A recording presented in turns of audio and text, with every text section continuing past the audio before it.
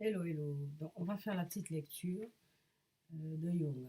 Alors, donc, on parlait de la religion, de comment Jung conçoit la religion, son point de vue là-dessus, sur la foi et tout ça. Bon, Jung n'est pas du tout dans la croyance de chacun. C'est pas son but hein, de discuter de la croyance des autres. Ça, c'est pas intéressant pour lui. C'est plutôt la fonction religieuse pour lui qui existe dans l'homme, dans chaque homme, chaque humain. Et voilà, il en parle comme ça. Avait dit enfin, toute religion renferme une autre composante, son contenu transcendant. Il porte des noms différents. Selon les croyances, Dieu, esprit éternel, âme universelle, cet être transcendant est considéré par le croyant comme réel mais indépendant de l'homme. Il en a connaissance quand il est privilégié par ce qu'on appelle une révélation. Alors, il faut souligner que il dit, selon les croyances universelles, cet être transcendant est considéré par le croyant comme réel, mais indépendant de l'homme. Ça, c'est archi important, indépendant de l'homme. Ça va. Alors, il en a connaissance quand il est privilégié par ce qu'on appelle une révélation. S'il est un homme du commun, il apprend son existence grâce à un enseignement religieux auquel il adhère par sa foi. D'ordinaire, cet être transcendant extérieur au monde et à l'homme est le créateur des merveilles extérieures, des merveilles de l'univers dont il continue à surveiller la marche artisan d'une œuvre à laquelle il a mis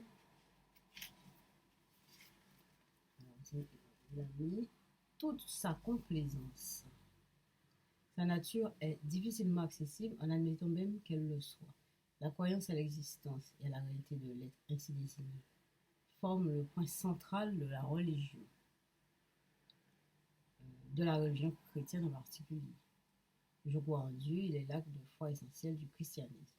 La lecture, alors, des métamorphoses de l'âme et ses symboles, convaincra aisément que l'auteur ne s'occupe pas du tout de la réalité transcendante. Il ne traite donc jamais du problème de l'existence ou de la non-existence de Dieu. Il se tient strictement sur le terrain de la pratique analytique. Il se propose de sonder le phénomène psychologique religieux, la fonction religieuse, comme il dit, la fonction religieuse, comme il dit, telle qu'il apparaît, exemple, chez chacun de nous, en chacun de nous, sans autre prétention que de constater ce qui est, dans la mesure du possible, et de ramener son malade à une vie normale. Voilà. Donc, Jung n'a pas du tout l'intention, il dit ça, il souligne bien, on considère cet être comme extérieur à nous et loin de nous. Bon, ça c'est archi important parce qu'après il va développer des concepts qui vont éclairer ces questions de en dehors de nous, loin de nous, etc. Je vais relire ça. Enfin, toute religion renferme une autre composante, son contenu transcendant. Il porte des noms différents selon les croyances. Dieu, esprit éternel, âme universelle. Cet être transcendant est considéré par le croyant comme réel, mais indépendant de l'homme. Il en a connaissance quand il est privilégié par ce qu'on appelle une révélation. S'il est un homme du commun, il apprend son existence grâce à un enseignement religieux auquel il adhère par sa foi. D'ordinaire, cet être transcendant extérieur au monde. D'ordinaire, cet être transcendant extérieur au monde et à l'homme est le créateur de merveilles. C'est mon fils qui m'envoie un message. Des merveilles de l'univers dont il continue à surveiller la marche, artisan d'une œuvre dans laquelle il a mis toute sa complaisance. Sa nature est difficilement accessible, en admettant même qu'elle le soit.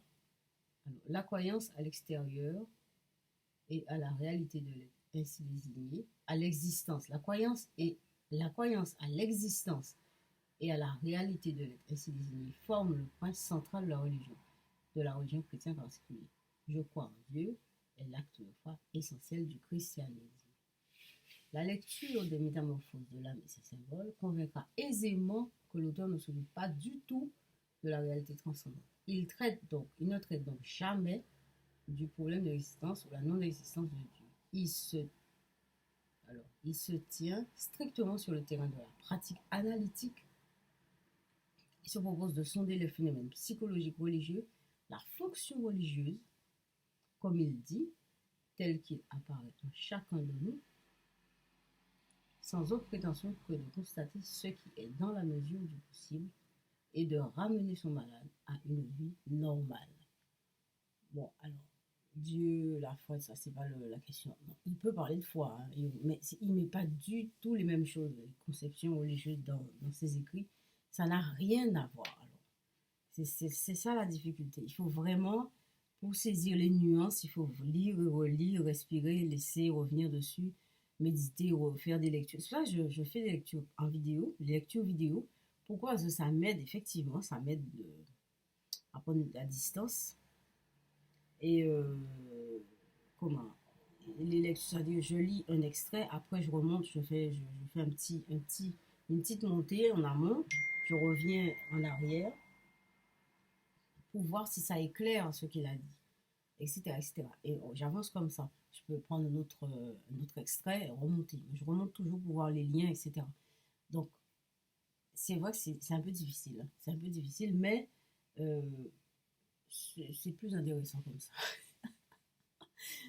Ok, ben je vais vous laisser passer une bonne journée. Sûrement, vous avez passé une bonne journée.